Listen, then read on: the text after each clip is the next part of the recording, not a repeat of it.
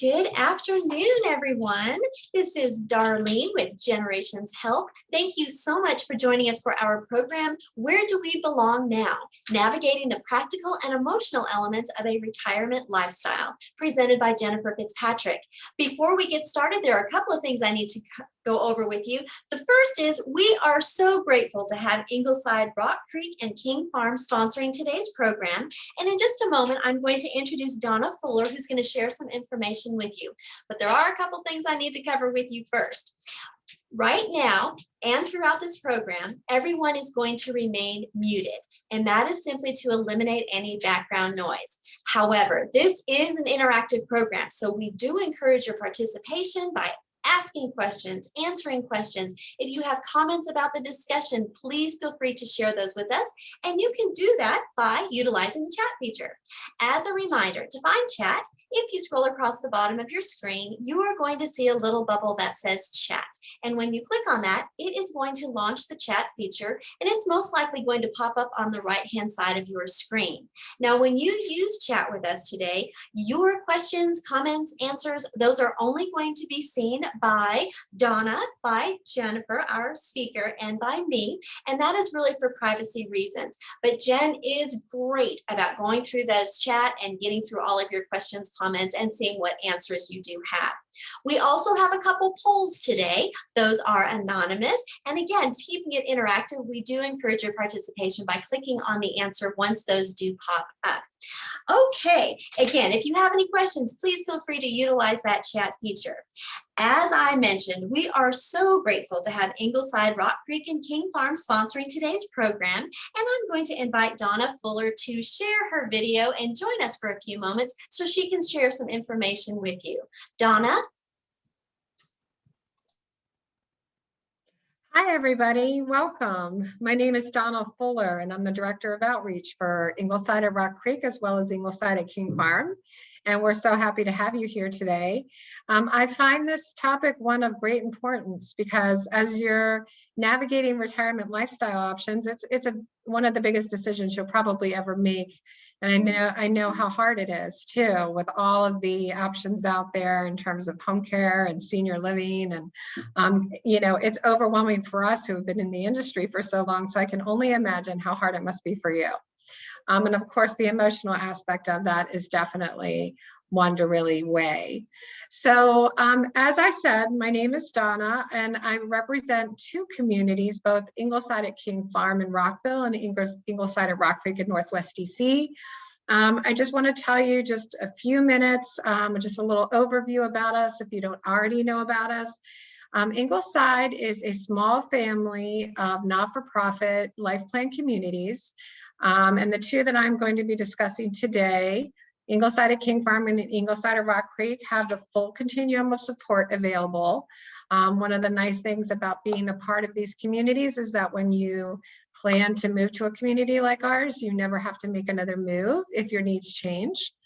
So as you can see from my slide here, Ingleside at King Farm has, the full continuum, starting with the 365 independent living residences, down through assisted living, memory care, and skilled nursing private suites.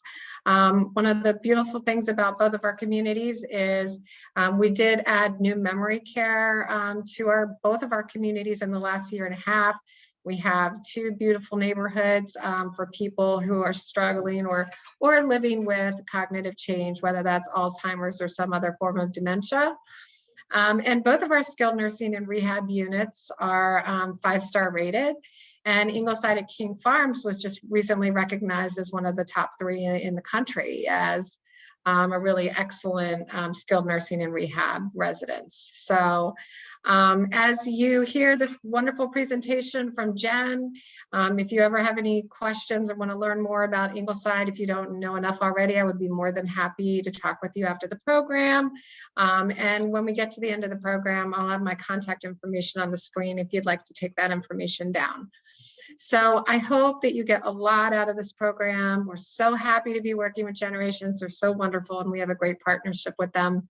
And enjoy. And I'll see you at the end of the program. Thank you. Great. Thank you so much, Donna. And again, thank you, Ingleside, for sponsoring today's very important program. Okay, we are going to jump in, but first, let me give you a little bit of information about our presenter today. She is the author of Cruising Through Caregiving, Reducing the Stress of Caring for Your Loved One, and a longtime gerontology instructor at Johns Hopkins University's Certificate on Aging program. She is one of less than 800 certified speaking professionals worldwide and has been featured in national media such as the Wall Street Journal, Reader's Digest, U.S. News and World Report, CBS, ABC, and many more. When she's not working, she spends her time as a below average first mate on her boat. Please join me in welcoming from Kent Island, Maryland, Jennifer L. FitzPatrick, MSW, LCSW-C, CSP. Well, hello, everybody. Thank you all for joining us today. And a big thank you to Don Fuller and the teams at Ingleside. We are so delighted to partner with them and offer you this program today. So feel free, as we said, any comments, questions, whatever you'd like to ask. It seems like I'm having a little issue with my voice, so hang on a moment. Yeah, Jen, I'm sorry. You are echoing and kind of sound like you have a robotic voice right now.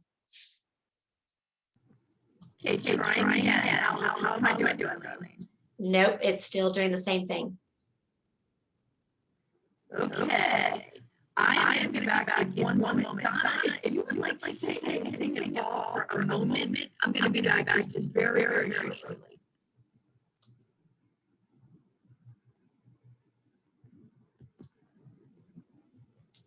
Okay, everyone, there's Donna. I was going to say, technology, you've got to love it. Please bear with us for just a moment, and we'll let Donna share a little bit more information with you. Yeah, sorry about the technical difficulty. We were testing Jen's audio before, and it worked fine. So I'm not sure what's happening now. But if anybody has any questions about Ingleside, please do not hesitate to reach out to me.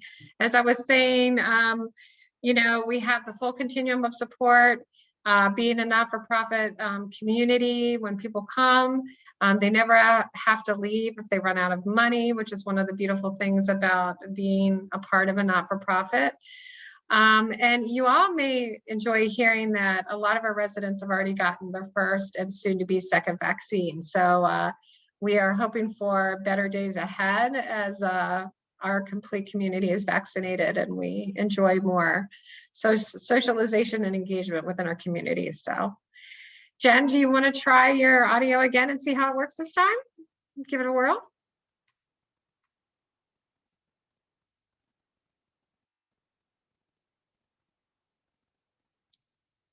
Jen? Oh.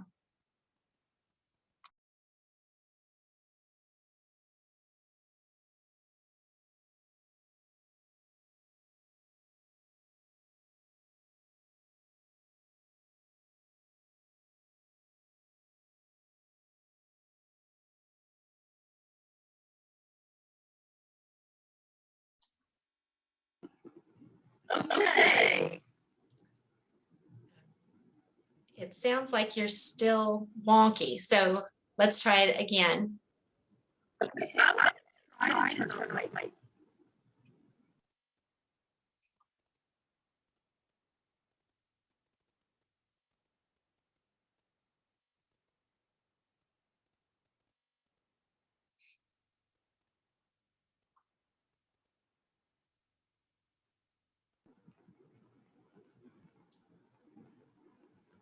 I'm going to give it one more try. Turn on my camera. Darlene and Donna, I know I'm getting feedback where people are writing and Donna was as well.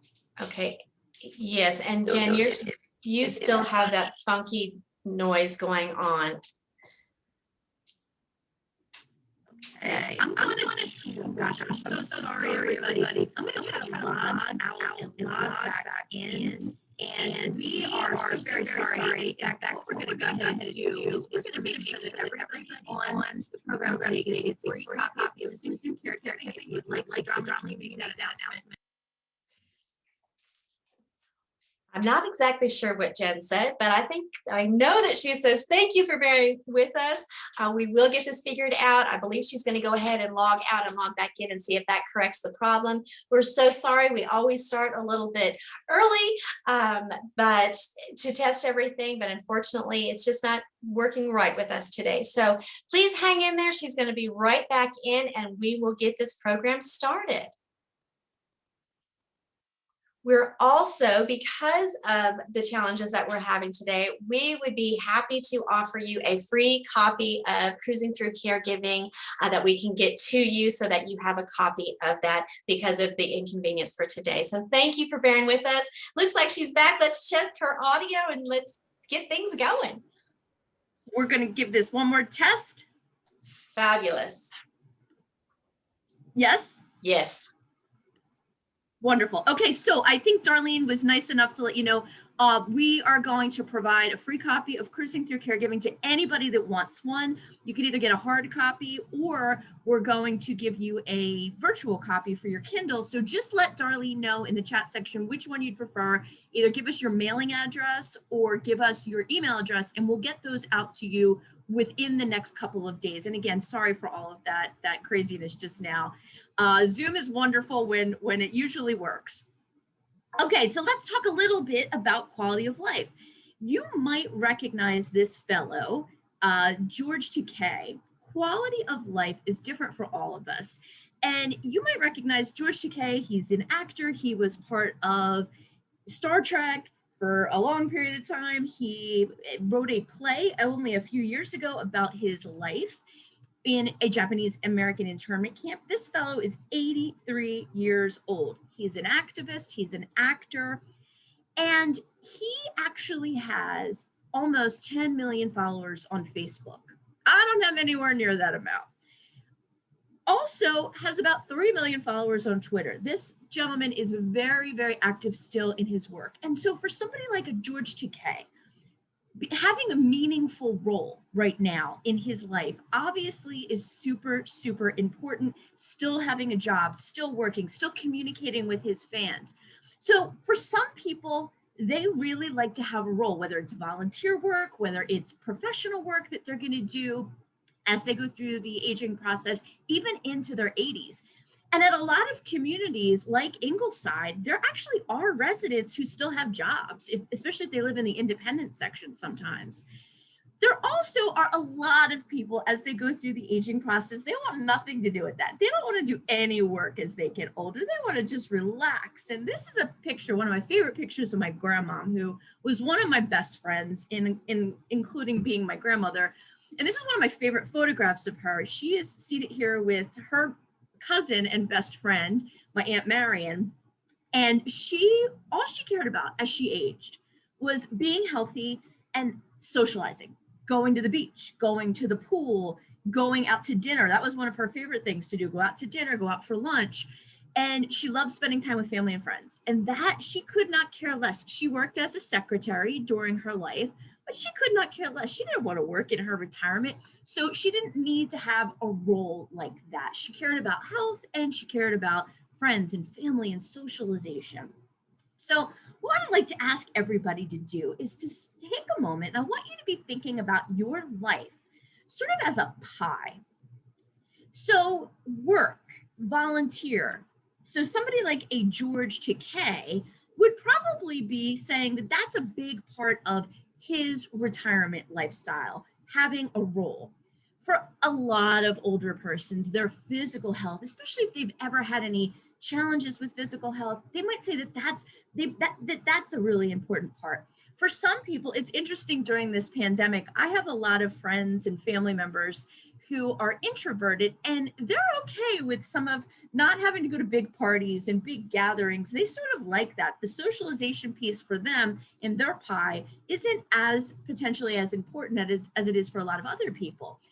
Financial, I know a lot of us think about what's important for us financially. We want to have enough money to take care of ourselves. For some people, having an intimate relationship is huge. It's very, very important. And other people, not as much. So whether it's a boyfriend or a girlfriend or a spouse or a partner, whatever term you use. And then, of course, psychological health. I think a lot of us don't really think when we think about retirement lifestyle, I think a lot of us really more think about, am I going to have enough money? And am I going to be physically healthy?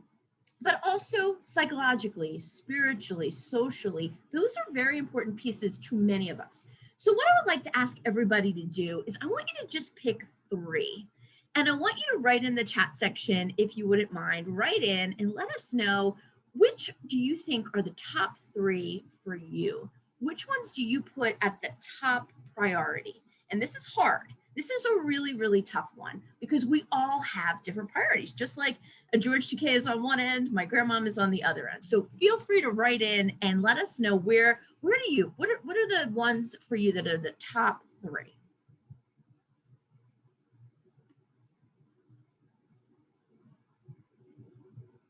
So you give everybody a minute to write in.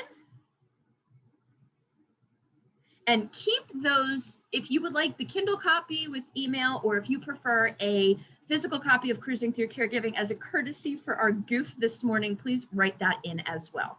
Okay, so we see some physical, financial, social. Next person's writing in physical, psychological, financial. Okay, psychological, physical, financial, social, physical, psychological. So everybody's all over the place. Not everyone has the same definition of what is the best way to retire, what's most important. We just had somebody write in work or volunteer, social, psychological, physical, psychological, and work. Interesting. So everybody's got a different priority. Now I'd like to encourage everyone to write in, how is your quality of life so far? So I know some of you are on this program because you're exploring retirement lifestyle for yourself, but some of you might be exploring it for a parent or a spouse. Maybe there's some issues with a spouse and the 2 of you are considering moving. So if you're here because you're primarily concerned about your own retirement lifestyle, assess yourself. What number would you give on a scale of 0 being you have no quality of life and 100 being you have the best quality of life? So whether you're assessing yourself or your loved one, or you can do both. So write in, if you would, just a number. Where would you put your overall quality of life?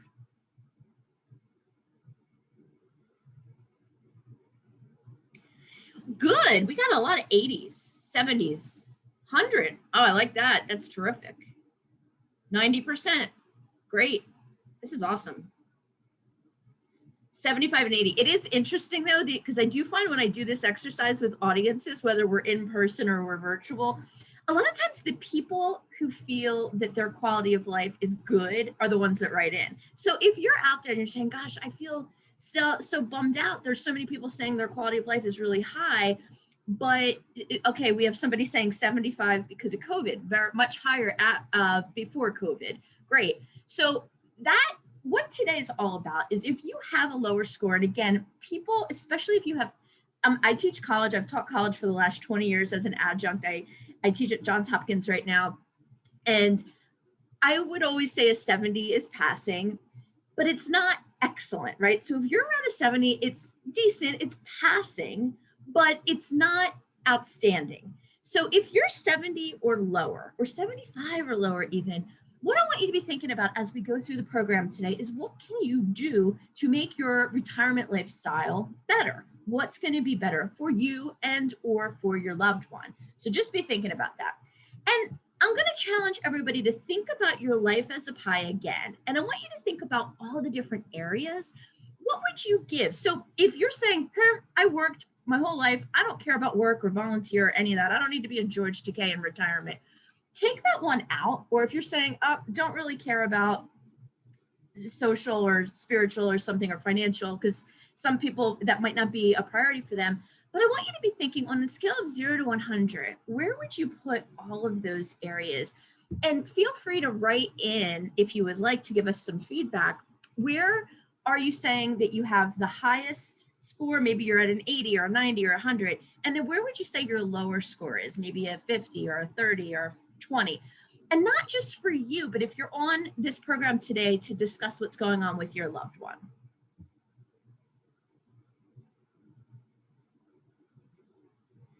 Let's see if people write in. Great. Okay, thank you everybody who's writing in about your your books, you will be getting your either Kindle version or the hard copy, whichever one you prefer.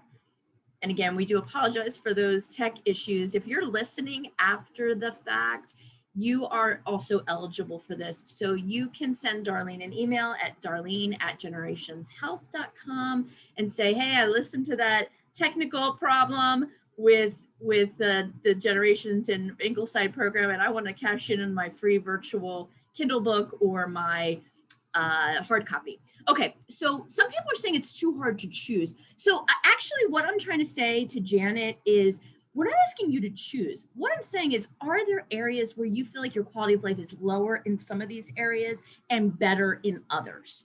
So that's all I want you to be thinking about, because some people might say, yeah, I'm at 100 with my physical health, but with intimate relationships, it's like a 40 because I'm not with somebody and I'd like to be with somebody. So that's really what I'm asking. But even if there are some areas that are not important to you, okay, so some people are writing in their financials at a 90, thank you. And is there an area where maybe you'd like to improve? Maybe, okay, so great.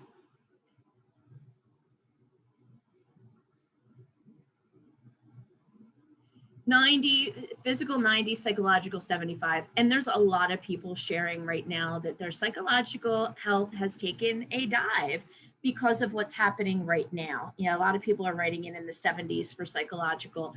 And again, if you're less than that, please remember that you can do something to change and to feel better. Financial is 100%, but psychological is very, very low. You are not alone. You are not alone. I talk to people every single day who are having a hard time finding a therapist, even.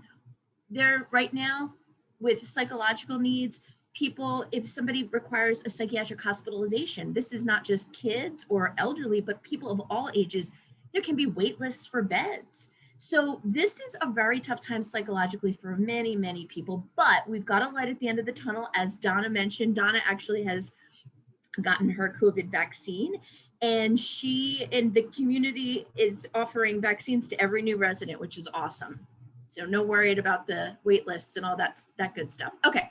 So just be thinking about the areas that you want to improve and what it focus on. Yep, you want to be grateful for the areas that are going well, but if you've got less than a 70 or 75, what do you want to boost?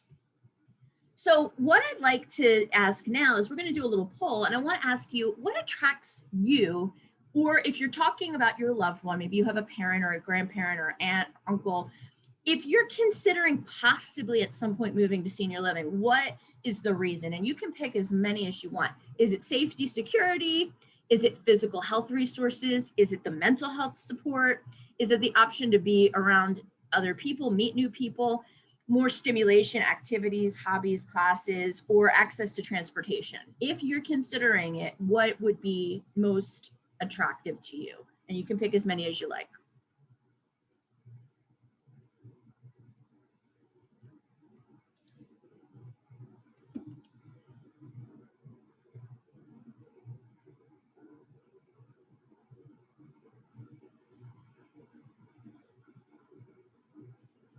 And we'll give Darlene a few minutes to tally all that up.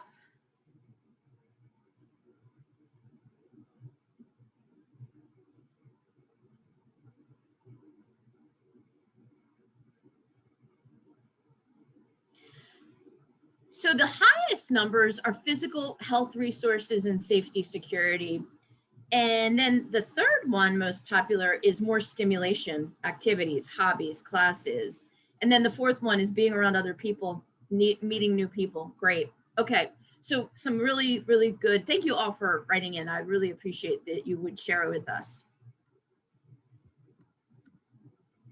So if you feel that you don't have quality of life right now, even in one of the areas, or maybe you have a loved one who has dementia, or maybe some physical health issues, or they're just not seeing people because they're home all the time and they really don't interact with others, which I know a lot of people are doing the social distancing. They're trying to remain apart from others.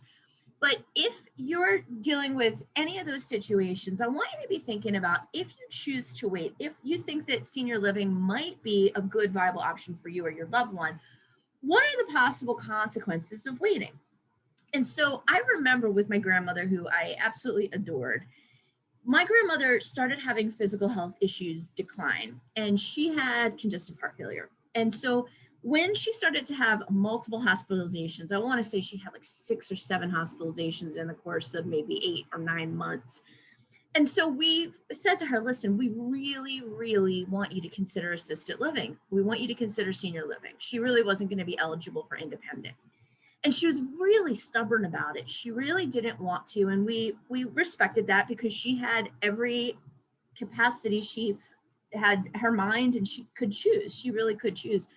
And so what we did as a family is we started spending a lot more time at her apartment, a lot, taking turns sleeping there, helping her even with cooking and bringing food over. And we were, as a family, able to bring in a home care aide. And it went well for a while, but it was getting really expensive with the home care, and it was getting to be very taxing with all of us taking turns visiting and sleeping over.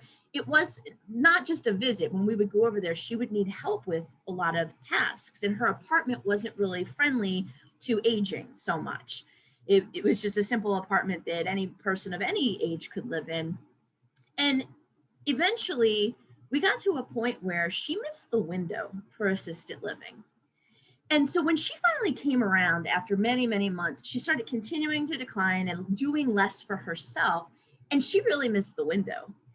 And so what I want to propose to you is, if you are thinking, gosh, I don't have quality of life in these areas like socialization, or my physical health is really challenged right now, and I wait, am I going to miss the window for getting all the benefit? Because one of the reasons a lot of people choose to move to a senior living community, especially independent or assisted, is because so many people find that they're getting their life back.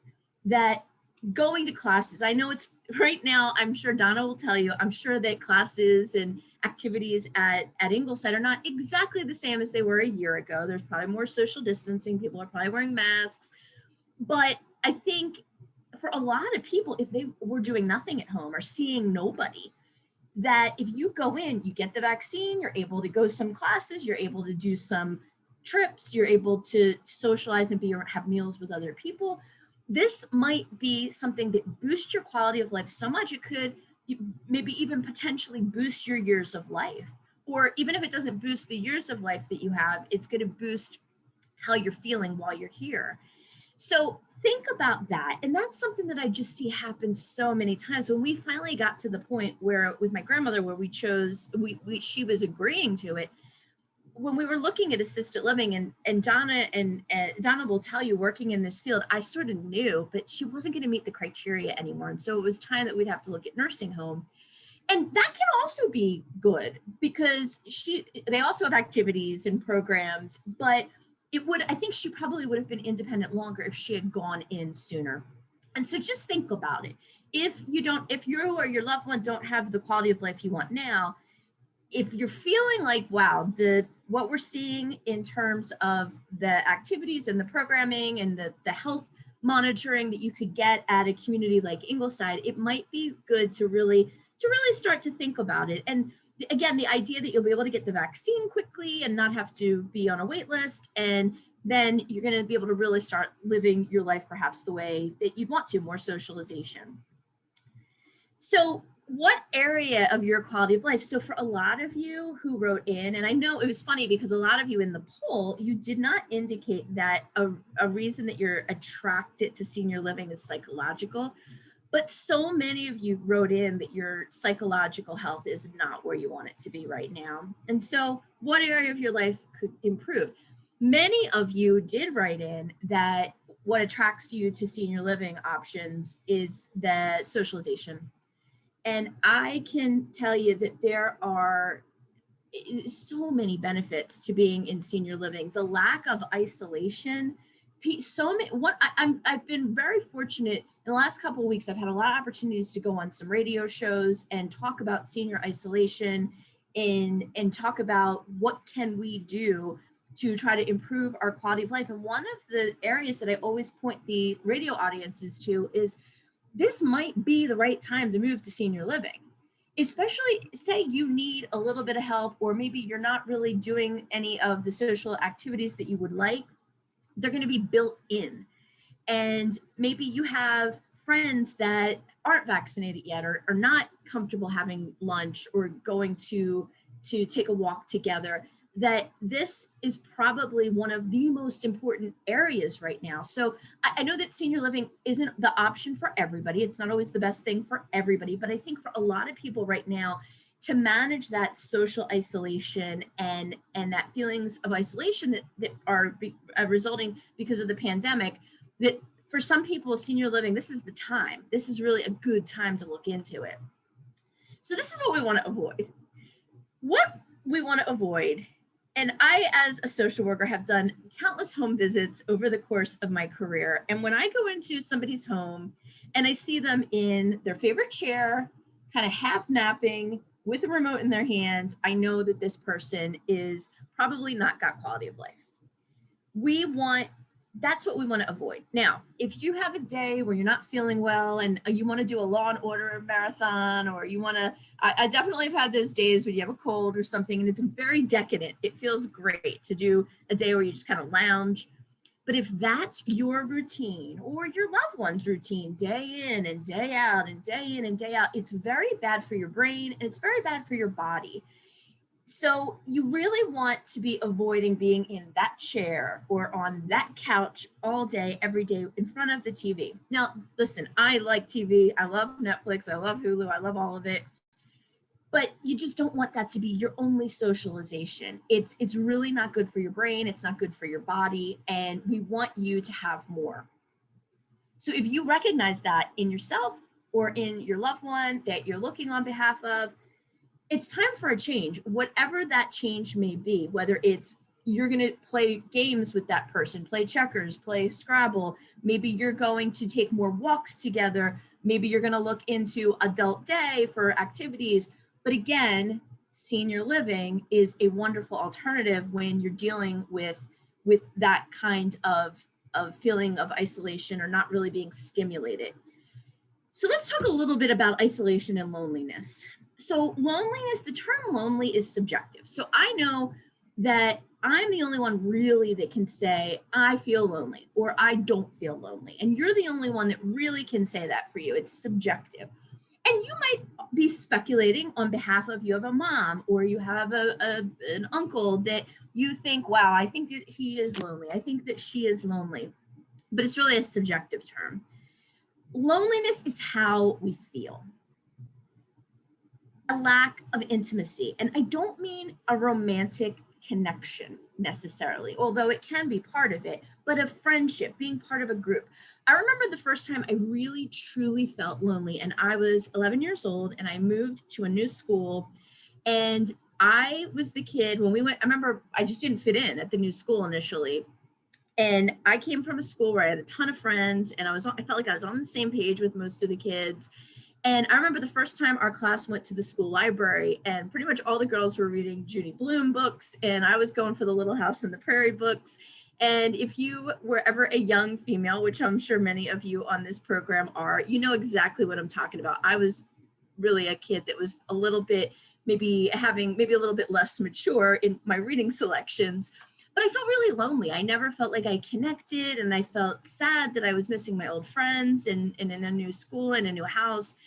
And again, it didn't have anything to do with, I was 11 years old. It didn't have anything to do with a romantic partner, but I just didn't feel that I fit in or that I was connecting with others, or especially with peers. I wasn't connecting with peers. Now, I think there's a lot of people that would look at my life at that point and say, oh, this is great. She got her own bedroom. I used to have to share a bedroom with my sister at the old house. And she's got her aunts and uncles visit all the time and they're awesome. And her grandparents come over a lot. And so a lot of people might think, no, this child would not be lonely, but I know that subjectively I identified as very lonely. So have you ever felt lonely? And right now during the pandemic, and thankfully we seem to be getting to the light at the end of the tunnel, a lot of people have felt lonely because maybe they're really, really, really scared. And maybe they're watching other people and saying, gosh, I don't think they're taking restrictions seriously enough. And maybe that makes you feel lonely. Or maybe you're really angry about some of the restrictions and nobody else in your network is, and that makes you feel lonely. Or maybe you're really just very, very your kids, maybe you have kids and your kids aren't going to school, or your grandkids aren't going to school, and maybe you're not really identifying with other parents who are having that feeling. So I think right now, even though all of us in the world are experiencing this pandemic, I don't know that everybody has the same feelings, and that can create loneliness as well. So social isolation, on the other hand, is more of an objective concept. And so isolation really just means that we are not having contact with others.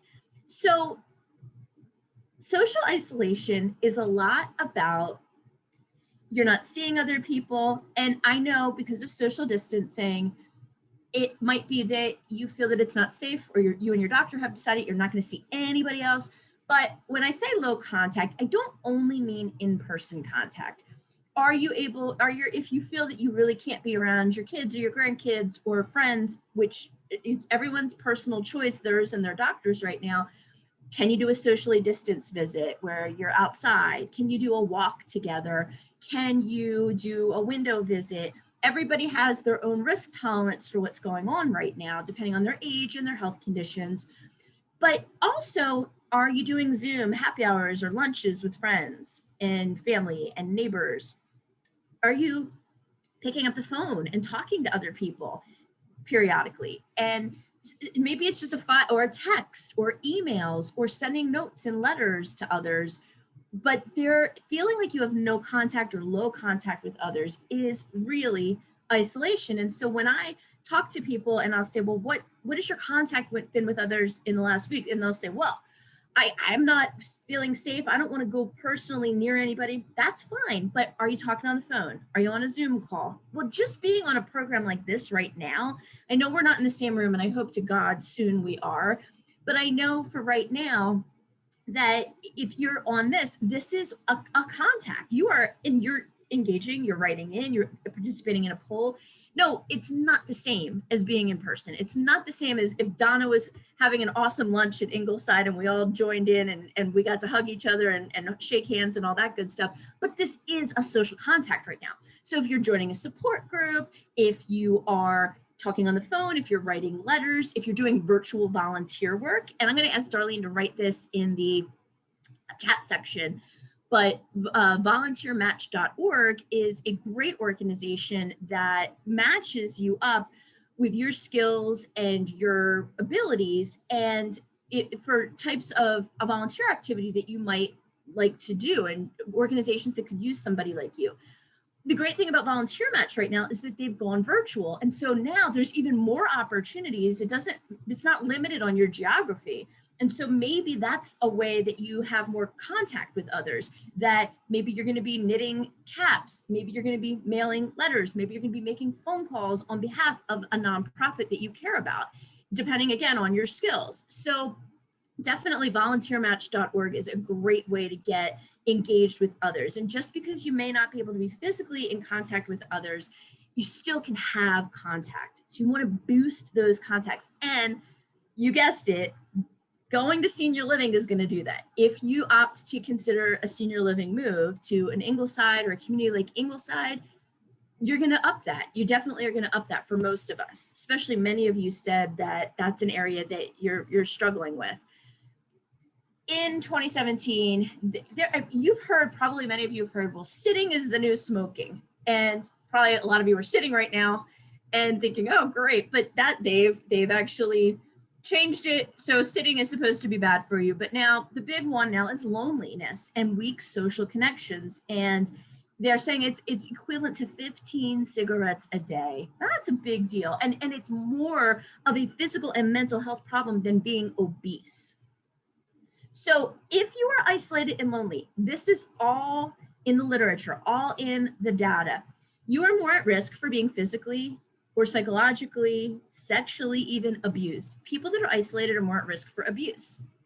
People who are isolated are more at risk to be neglected. So and for self-neglect.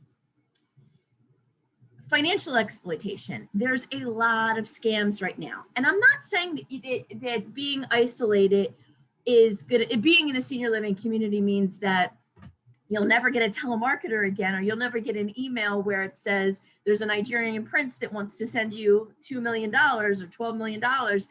But when you're around other people and you have other people to bounce off ideas or tell them about a potential scam that's coming your way, when you hear it out loud or you share it with somebody else, they often will say, "Oh, I got that too." And my son or my husband said, "Oh, no, that's not right. That's not good." People fall for those scams every day. And there are COVID specific ones. In some states where it's difficult to get the vaccine, and there's a lot of states that don't have a great organization process, there are scam artists calling and saying, "Hey, we have an opening for you today. All you have to do is send us your credit card number." So you have to be aware of that. But being isolated or lonely increases this.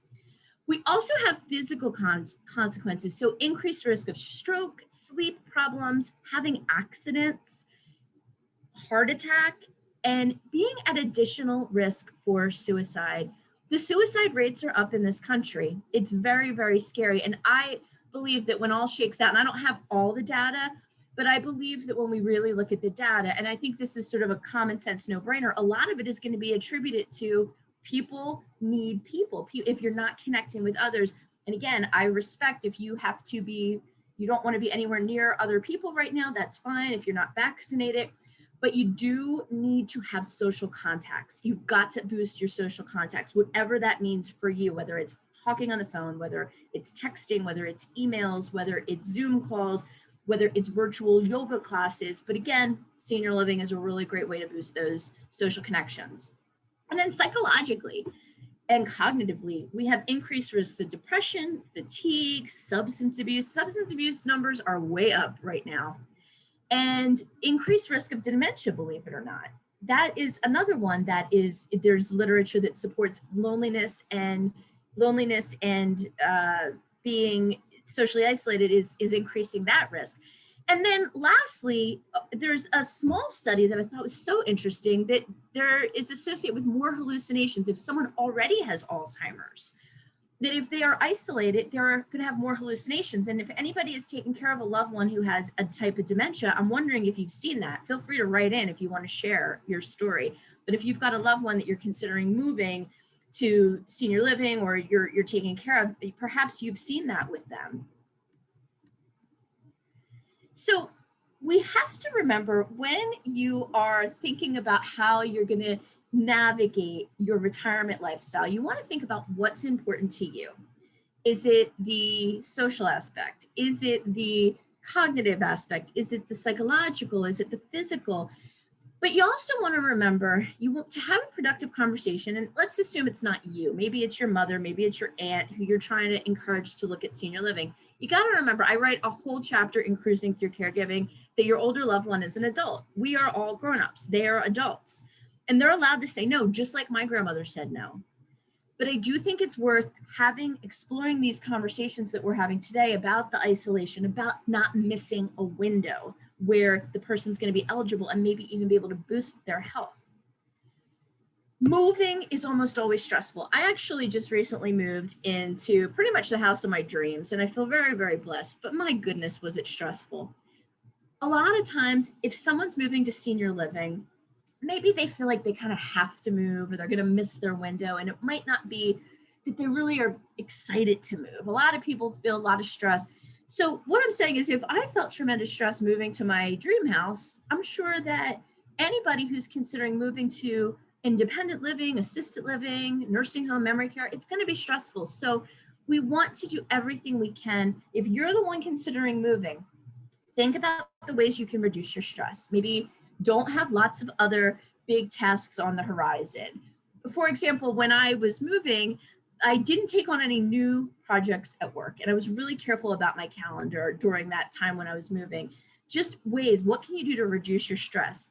What are ways that you can get people to help you with your packing, or if you're going to be downsizing a little bit? But moving is always stressful, and be patient. If you're the one helping someone else move, just remember that it's probably more stressful than you think it is, especially if the person's lived in their home for 30, 40, 50, 60, 70 years, which a lot of older adults do.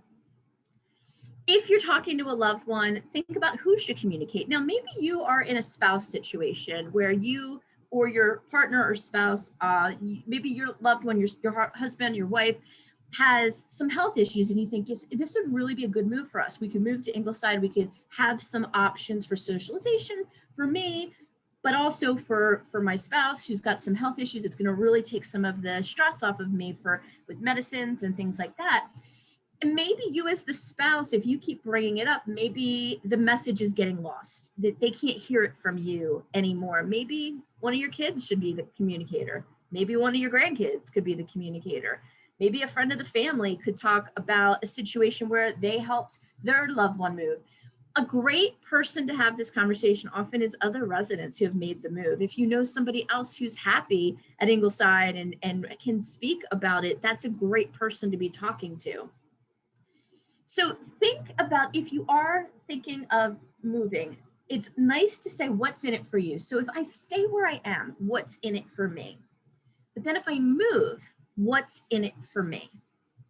And try to look at it as a list of pros and cons. And when you look at that pie, and you'll have access to this download. And again, remember to fast forward so you don't hear the tech issues. But when you look at your life as a pie, think, okay, well, what parts of my life are going to get better if I do move? Make a pros and cons list. And what parts of my life might still be good if I stayed home?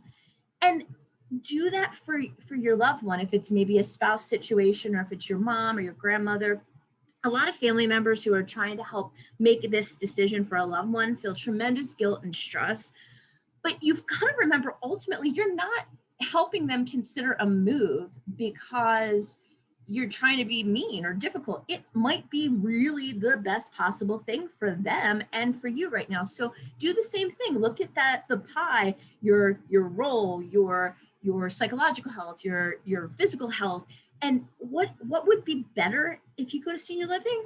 Socialization is probably one of them, which a lot of you talked about. Or what would be worse? So what's stressful about it for you? Think about what the stressors are about moving and try to consider ways that you can reduce them. And what's stressful about it for them? And have a dialogue with your loved one.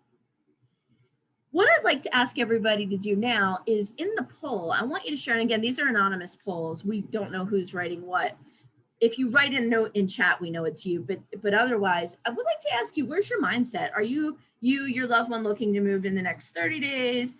Are you looking, you were ready to move last spring, but now there's second thoughts because of the pandemic? Are you ready to move to senior living this summer, fall? Or do you have no plans in the next 6 months or so? So just click on what is your mindset? Where is your mindset here? And give Darlene a couple minutes to respond or to tally up.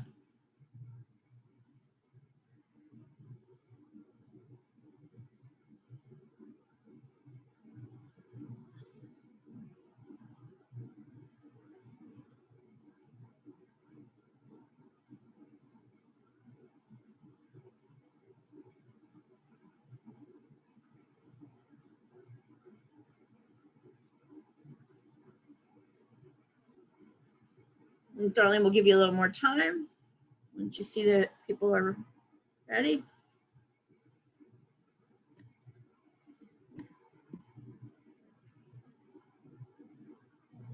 Okay, interesting. So about half of you are saying you're not looking for the next 6 months, and about half of you are saying this summer or fall. Okay, great. And then interestingly, no one's imminent. And that's okay, because remember, this is a long process. As Donna Fuller from Ingleside said in the intro, if you're going to move to senior living, or if you're going to help a loved one move, it is a huge decision. It is a huge decision. And so that makes sense. You're going to take some time. But again, I want to caution folks, don't take too much time. You don't want to miss the window for the level of care that you think would be the right fit for you. You want to get all of those wonderful benefits while you can still use them and while it can help boost your health. And we want to reduce isolation and loneliness as much as we possibly can.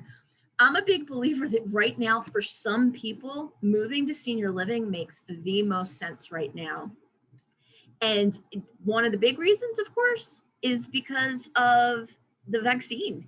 not just the social and the physical help and the activities of being able to engage with others, but it's wonderful to know that when you move into Ingleside, you're going to be able to be vaccinated and begin to live your life more normally again.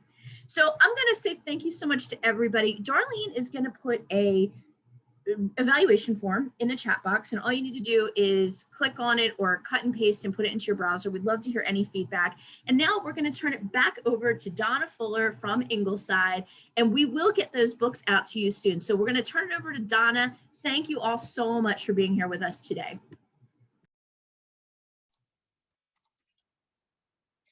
Thank you so much, Jen, and thank you everybody for joining us. You know, this presentation really resonated with me as a individual who's been in senior living for 27 years, helping families navigate. And Jen had so many good points about, despite COVID, the amazing benefits that senior living is now offering with that socialization, engagement, fitness activities, intellectual activities, spiritual activities. It's a wonderful, wonderful place to be right now. And I would say that, you know, now is as good a time as any to explore your options. So if you're thinking about it down the road, I would say start looking and take the time that you need, especially if you're not in a hurry. A lot of the communities, including Ingleside, have precautions in place so that you can safely come and tour. We have screening protocols in place, and we have been doing safe tours now for, gosh, I'd say about 8-9 months. So certainly feel free to come and take a look at us when you're ready.